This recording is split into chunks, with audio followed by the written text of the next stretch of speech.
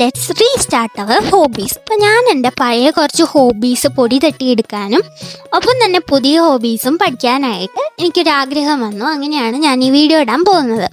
അപ്പോൾ ഇതിൽ ഞാൻ ഫസ്റ്റ് സെലക്ട് ചെയ്തത് ക്രോഷയാണ്. അപ്പോൾ ക്രോഷയുടെ സാധനങ്ങൾ വാങ്ങിക്കുന്നതിന് മുമ്പ് തന്നെ എൻ്റെ ഫ്രണ്ടിനോട് ചോദിച്ചിട്ട് ഞാനൊന്ന് ട്രൈ ചെയ്തിട്ടുണ്ടായിരുന്നു. അപ്പോൾ അത് ഏകദേശം സക്സസ് ആയി. 2 റിബണൊക്കെ ഉണ്ടാക്കിയിട്ടുണ്ടായിരുന്നു. അപ്പോൾ അങ്ങനെ ഞാനത് കണ്ടിന്യൂ ചെയ്യാമെന്ന് തീരുമാനിച്ചു. പിന്നെ എൻ്റെ ഒരു പഴയ ഹോബിയാണ് പടം വരയ്ക്കുക എന്നുള്ളത്. ജസ്റ്റ് ഞാനിങ്ങനെ പടങ്ങളൊക്കെ നോക്കി വരയ്ക്കും. വലിയ രീതിയിലുള്ള പടം വരെയൊന്നുമല്ല, എനിക്ക് തോന്നുന്ന ചില പിക്ചേഴ്സ് ഞാനിങ്ങനെ നോക്കി വരയ്ക്കാറുണ്ട്. അപ്പം അതൊന്ന് പൊടി തട്ടി എടുക്കണം. ഇപ്പം ഞാൻ ഇടയ്ക്കിടയ്ക്ക് വരയ്ക്കാറുണ്ടെങ്കിലും കണ്ടിന്യൂസ് ആയിട്ട് ഉണ്ടാവില്ല. പിന്നെ ഞാൻ കുറച്ച് ജേർണലിങ് കാര്യങ്ങളൊക്കെ ചെയ്യണമെന്നും കൂടി വിചാരിക്കുന്നുണ്ട്.